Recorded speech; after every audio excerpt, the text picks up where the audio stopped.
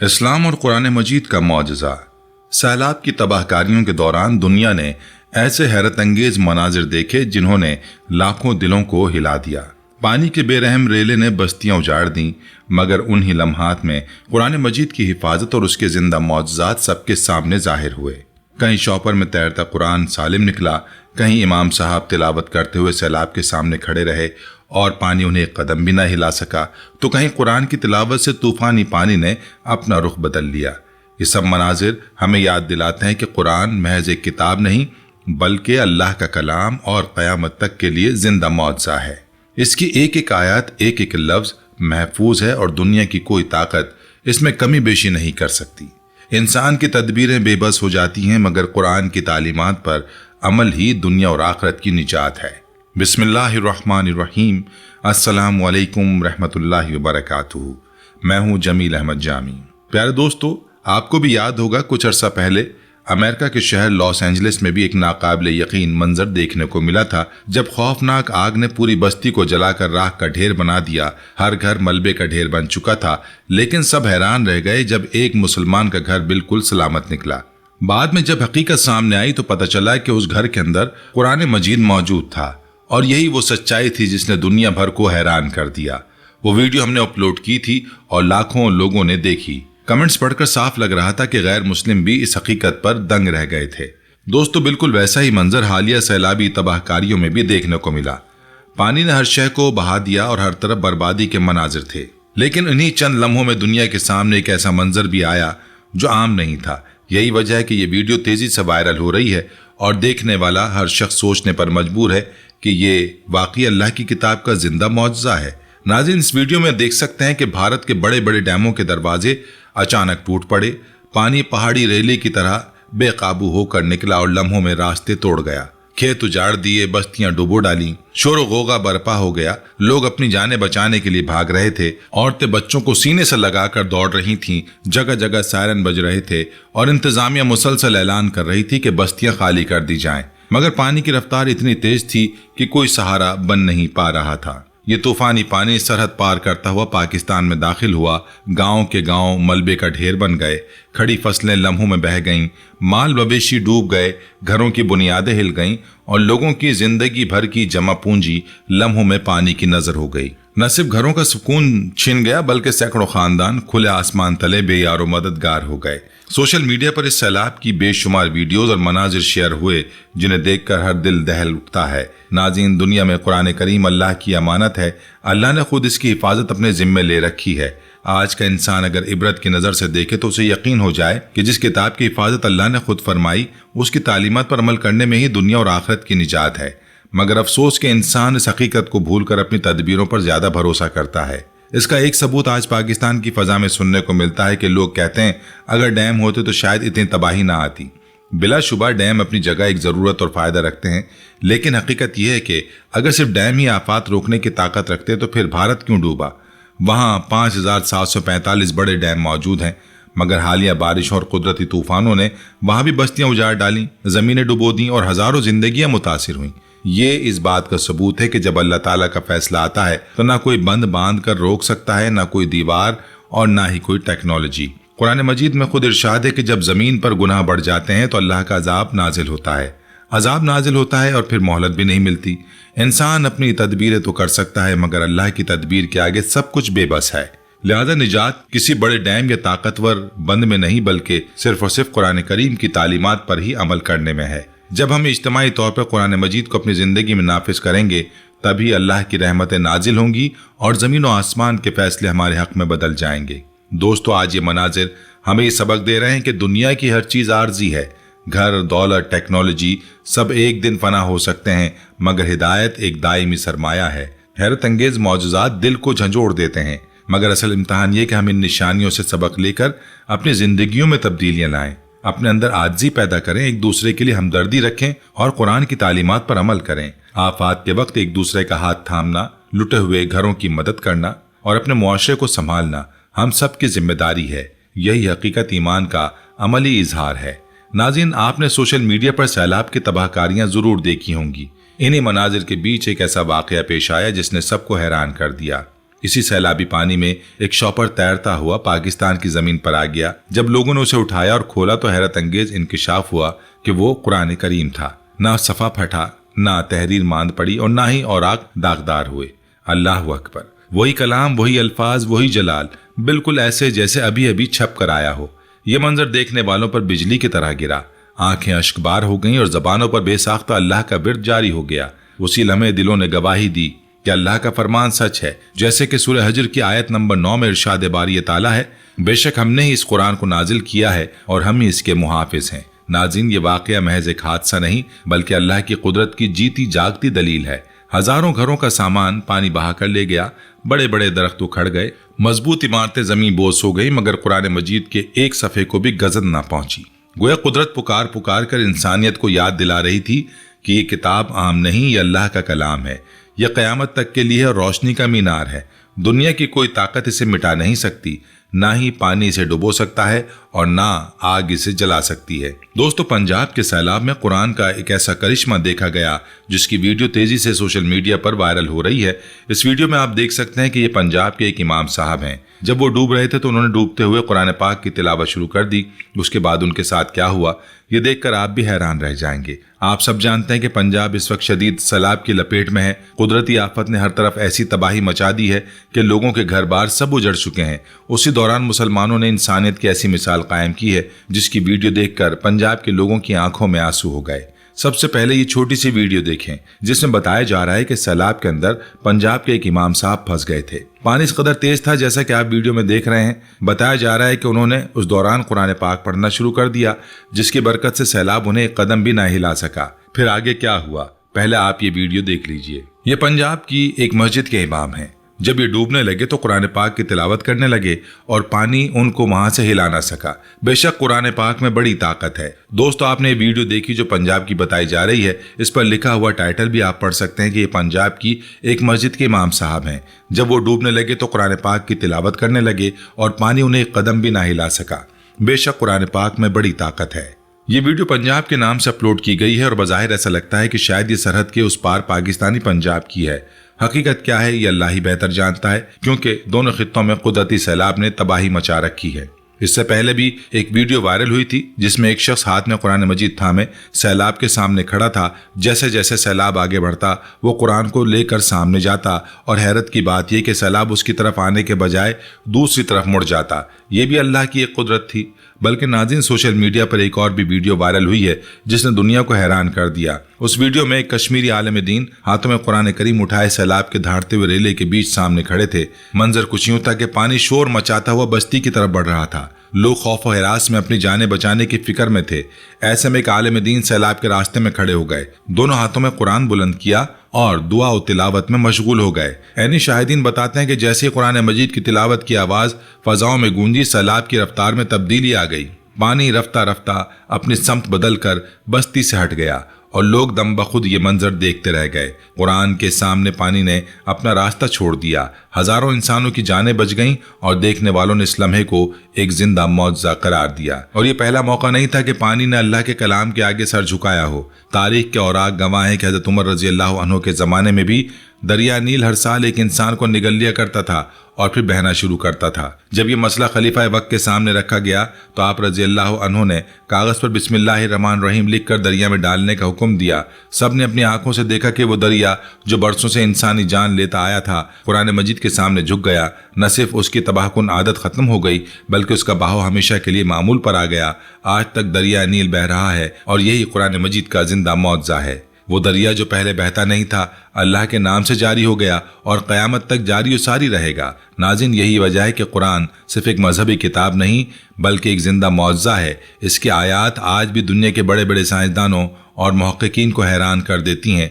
जब हम कुरान के औराक पलटते हैं तो पता चलता है कि इसमें सिर्फ सैलाब या बारिश का जिक्र ही नहीं बल्कि ज़मीन व आसमान के राज, इंसान की तख्लीक के मराहिल और पूरी कायनात के निज़ाम को ऐसे बयान किया गया है जैसे कोई आंखों देखा मंजर हो। ये वो हकीकत है जो 1400 साल पहले नबी करीम सल्लल्लाहु अलैहि वसल्लम की ज़बान मुबारक से बयान हुई और आज जदीद साइंस इसकी तस्दीक कर रही है। बल्कि तारीख में एक और वाक़या मिलता है। 1973 में रूस पर कम्युनिज्म का गलबा था। उस वक्त कहा जा रहा था कि पूरा एशिया सुर्ख हो जाएगा। उन्हीं दिनों पाकिस्तान से एक नौजवान ट्रेनिंग के लिए मॉस्को गया। जुमे के दिन उसने मस्जिद जाने का इरादा किया। दोस्तों ने कहा यहाँ मस्जिदें बंद कर दी गई हैं, अक्सर को गोदाम बना दिया गया है। 2 मस्जिदें जो कभी खुलती हैं और कभी बंद रहती हैं। नौजवान ने बताया कि वो मस्जिद तक पहुंच गया, दरवाजा बंद था। करीब खड़े एक शख्स के पास चाबी थी। उसने कहा मैं दरवाजा खोल दूंगा, लेकिन अगर कोई नुकसान हुआ तो जिम्मेदारी मेरी नहीं होगी। नौजवान ने जवाब दिया मैं पाकिस्तान में भी मुसलमान हूँ और मॉस्को में भी मुसलमान ही रहूंगा, जो होगा देख लेंगे। मस्जिद का दरवाजा खुला, अंदर का माहौल खस्ताहाल था। नौजवान ने जल्दी जल्दी सफाई की और अजान दे दी।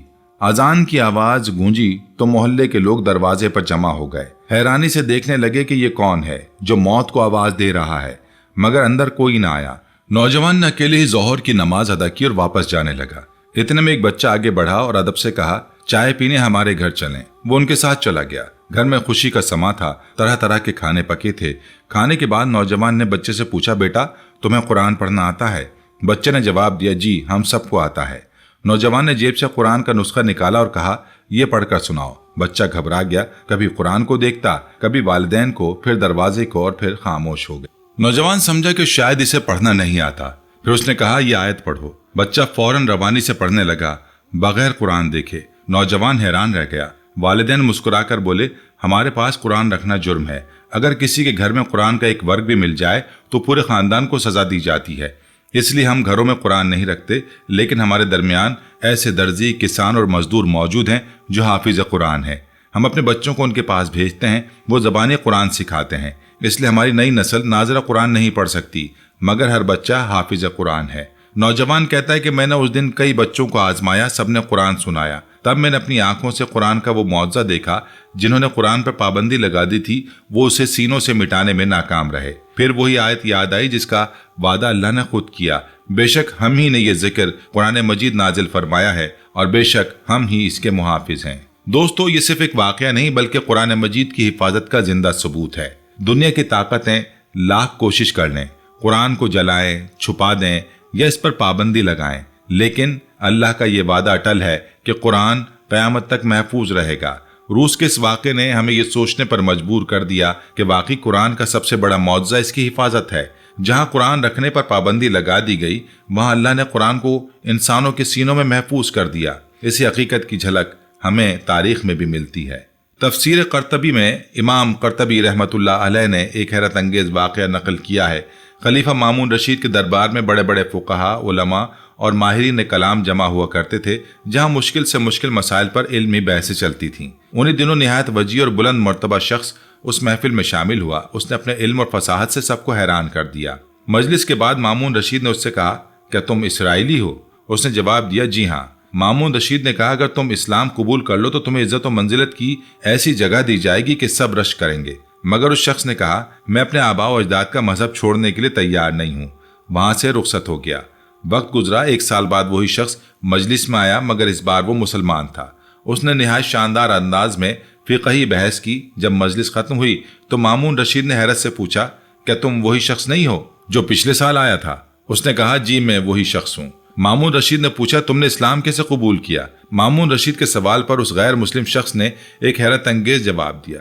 उसने कहा आपके पास से जाने के बाद मेरे दिल में ये ख्याल आया कि मैं मजहब का इसराइली आलिम कहलाता हूँ। मैंने सोचा कि मैं तकाबली मुतालिया करूँ, क्योंकि मेरा ख़त निहायत खूबसूरत है। लिहाजा मैंने ये तरीका इख्तियार किया कि सबसे पहले तौरात के 3 नुस्खे लिखे, लेकिन उनमें जगह जगह कमी और ज्यादती कर दी। फिर जब मैंने ये नुस्खा यहूदी उलमा के सामने पेश किए तो उन्होंने फौरन उन्हें खरीद लिया, गोया उन्हें कोई फ़र्क महसूस ना हुआ। उसके बाद मैंने इंजील के 3 नुस्खे तैयार किए, उनमें भी तहरीफ कर दी। जब मैंने वो नुस्खे ईसाइयों के हवाले किए तो उन्होंने भी उन्हें तस्लीम कर लिया और ख़रीद लिया। फिर मेरे दिल में ख्याल आया कि अब कुरान को भी आजमाया जाए। मैंने निहायत खुशखत अंदाज में कुरान पाक के 3 नुस्खे तैयार किए और उनमें मामूली सी कमी बेशी की। जब मैंने ये नुस्खे मुसलमान कुतुब फरोश के सामने पेश किए तो उन्होंने बड़ी बारीकी से उन्हें परखा। जैसे उन्हें पता चला कि इनमें तहरीफ हुई है तो उन्होंने फौरन उन नुस्खों को लेने से इनकार कर दिया। इसी मौके पर मुझे ये बात रोज़े रोशन की तरह आया हो गई कि ये कुरान मजीद ही वो वाहिद किताब है जो किसी कमी बेशी को बर्दाश्त नहीं करता।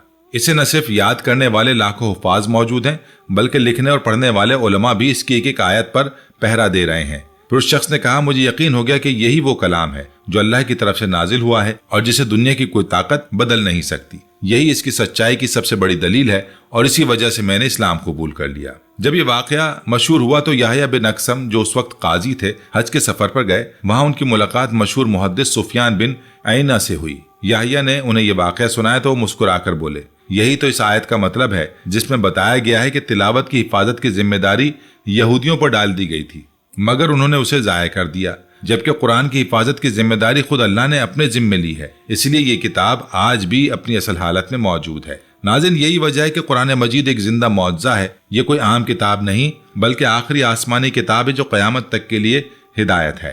اللہ نے اس کی حفاظت کا وعدہ کیا اور آج تک دنیا کے کونے کونے میں لاکھوں لوگ اسے حرف بحرف یاد رکھتے ہیں، ایک لفظ، ایک حرکت، بلکہ ایک زیر یا زبر تک محفوظ ہے۔ سوچ کر دیکھیے، اگر کبھی ایسا وقت آ جائے کہ دنیا میں قرآن کے تمام چھپے اور لکھے ہوئے نسخے ختم ہو جائیں، تب بھی قرآن کا ایک جملہ بھی ضائع نہیں ہوگا، کیونکہ یہ لاکھوں مسلمانوں کے دلوں اور زبانوں پر محفوظ ہے۔ جیسے کہ امام فخر الدین رازی رحمۃ اللہ علیہ نے فرمایا، دنیا کی کوئی کتاب اس طرح محفوظ نہیں جیسے قرآن ہے۔ باقی تمام کتابوں میں وقت کے ساتھ تبدیلیاں آ چکی ہیں، مگر قرآن وہ واحد کتاب ہے جو آج بھی اسی شکل میں موجود ہے جیسی نازل ہوئی تھی۔ علماء کرام لکھتے ہیں کہ قرآن کی حفاظت کے دو بڑے ذرائع ہیں، ایک یہ کہ اسے لکھا جائے، دوسرا یہ کہ اسے یاد کیا جائے، کیونکہ قرب قیامت ایک وقت ایسا آئے گا جب قرآن کے الفاظ دنیا سے اٹھا لیے جائیں گے، مگر جن لوگوں نے قرآن کو اپنے دل میں محفوظ کر لیا ہوگا ان کے لیے یہ نعمت آخرت تک جنت میں بھی ان کے ساتھ رہے گی۔ اس کے بارے میں کئی احادیث بھی موجود ہیں۔ اللہ تعالیٰ خود قرآن میں فرماتا ہے، اور ہم نے قرآن کو نصیحت کے لیے آسان بنا دیا، پھر ہے کوئی جو نصیحت حاصل کرے؟ حضرت انس رضی اللہ تعالیٰ عنہ روایت کرتے ہیں کہ آپ صلی اللہ علیہ وآلہ وسلم نے فرمایا، قرآن ہر چیز سے افضل ہے، اور جس نے قرآن کی تعظیم کی اس نے اللہ کی تعظیم کی، اور جس نے قرآن کی بے قدری کی اس نے اللہ کے حق کو ضائع کیا۔ قرآن کے حفاظ اور علماء اللہ کی رحمت کے سائے میں ہوتے ہیں، کیونکہ وہ اللہ کے کلام کی عظمت کو ماننے والے ہوتے ہیں اور اس کے نور میں ڈھکے ہوتے ہیں۔ جو ان سے محبت کرتا ہے وہ دراصل اللہ سے محبت کرتا ہے، اور جو ان سے دشمنی کرتا ہے وہ دراصل اللہ کے حق کی ناقدری کرتا ہے۔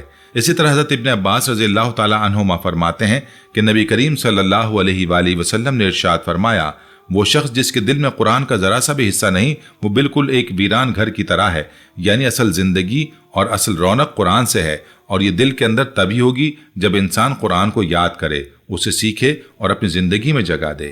حضرت موسیٰ علیہ السلام، حضرت ہارون علیہ السلام، حضرت یوشع بن نون علیہ السلام اور حضرت عزیز اور حضرت عزیر علیہ السلام تورات کے حافظ تھے۔ ان کے علاوہ بنی اسرائیل کے باقی لوگ تورات کو صرف دیکھ دیکھ کر پڑھتے تھے، اسے یاد نہیں کرتے تھے۔ یہی وجہ ہے کہ جب تورات جل گئی تو بنی اسرائیل حضرت عزیر علیہ السلام کے محتاج ہو گئے، جنہوں نے اپنی یاد سے دوبارہ تورات لکھ دی۔ لیکن اللہ نے اس امت پر بڑی مہربانی کی اور قرآن کو یاد کرنا آسان بنا دیا، تاکہ یہ کتاب صرف کاغذ پر نہ رہے بلکہ لوگوں کے دلوں اور دماغوں میں بھی محفوظ ہو جائے اور ان کی زندگی پر حکومت کرے۔ رحمۃ اللہ علیہ فرماتے ہیں، اس امت کو یہ خاص نعمت دی گئی ہے کہ وہ قرآن کو زبانی یاد کر سکتی ہے۔ اس سے پہلے امتوں کے لوگ اپنی کتابیں صرف دیکھ کر پڑھتے تھے، اگر یاد کرنا چاہتے تو صرف انبیاء کرام ہی حفظ کر سکتے تھے، مگر یہ محمد صلی اللہ علیہ وآلہ وسلم کے صحابہ اور ان کے بعد آنے والے ایمان والے ہیں، جنہوں نے قرآن مجید کو یاد بھی کیا، پڑھا بھی اور علم کے نور سے اپنے دلوں کو روشن کیا۔ ہماری دعا ہے کہ اللہ تعالی ہمیں اہتمام کے ساتھ قرآن مجید کی تلاوت کرنے والا بنائے، اس کو سمجھ کر پڑھنے والا بنائے، اس کے احکام اور مسائل پر عمل کرنے والا بنائے، اس کے پیغام کو دوسروں تک پہنچانے والا بنائے۔ بلکہ یہاں یہ بھی دعا کیجئے کہ اے اللہ، ہمیں وہ عقل، وہ ہمت اور وہ ہمدردی عطا فرما جن سے ہم اپنے بھائی بہنوں کے کام آ سکیں۔ اے رب العالمین، جو نقصان ہمیں پہنچا ہے اسے ختم فرما دے، سیلاب متاثرین کو صبر اور سہولت عطا فرما۔ پیارے دوستو، اگر آپ کو یہ ویڈیو پسند آئی ہے تو اسے لائک ضرور کیجیے گا، بلکہ اس ویڈیو کو اپنے دوست احباب کے ساتھ بھی شیئر کریں تاکہ یہ پیغام زیادہ سے زیادہ لوگوں تک پہنچ سکے۔ اگر آپ ہمارے چینل پر نئے ہیں تو ہمارے چینل کو سبسکرائب کر لیجیے اور بیل آئیکن دبا کر نوٹیفیکیشن آن کر لیجیے تاکہ آنے والی نئی ویڈیوز آپ تک فوری پہنچ سکیں۔ ہمیں یہاں پر اجازت دیجیے، اگلی ویڈیو تک کے لیے اللہ حافظ۔ دعا۔ اے اللہ، ہم سب تیرے بندے ہیں، تیرے ہی در کے سوالی ہیں، تیرے ہی رحم کے طلبگار ہیں اور تیرے ہی سامنے جھکنے والے ہیں۔ تو غفور ہے، رحیم ہے، کریم ہے، تو بخشنے والا ہے، درگزر کرنے والا ہے۔ یا ارحم الراحمین، ہمیں موت کی حقیقت یاد دلا۔ یا ارحم الراحمین، ہمیں موت کی حقیقت یاد دلا۔ ہمیں دنیا کی فانی خوشیوں سے نکل کر تیری رضا کی طلب عطا فرما۔ ہمیں قناعت، صبر، شکر اور توکل کا راستہ دکھا، ہمیں اپنی محبت عطا فرما اور اپنی معرفت سے سرفراز فرما۔ اے اللہ، جب قبر میں اکیلے ہوں تو تو ہمارا ساتھی ہو، جب اندھیرے ہوں تو تو روشنی عطا فرما، جب اعمال کا پلڑا تولا جائے تو تو ہمارے نیک اعمال کو بھاری کر دے، جب کتابیں دی جائیں تو ہمیں دائیں ہاتھ میں دینا، جب نامہ اعمال کھلے تو ہمیں شرمندہ نہ کرنا۔ یا اللہ، ہم سب کی توبہ قبول فرما، ہمیں ہدایت دے، ثابت قدمی دے اور ہماری زندگی کا خاتمہ ایمان پر فرما۔ اے اللہ، تو ہمارے دلوں کو سیدھا کر دے، ہمارے راستوں کو درست کر دے، ہماری نیتوں کو پاک کر دے اور ہمیں صرف اور صرف تیرے لیے جینے اور مرنے کی توفیق دے۔ ربنا تقبل منا انک انت السمیع العلیم وتب علینا انک انت التواب الرحیم۔ اللہم صلی علی محمد وعلی آل محمد کما صلیت علی ابراہیم وعلی آل ابراہیم انک حمید مجید۔ اللہم بارک علی محمد وعلی آل محمد کما بارکت علی ابراہیم وعلی آل ابراہیم انک حمید مجید۔ آمین یا رب العالمین۔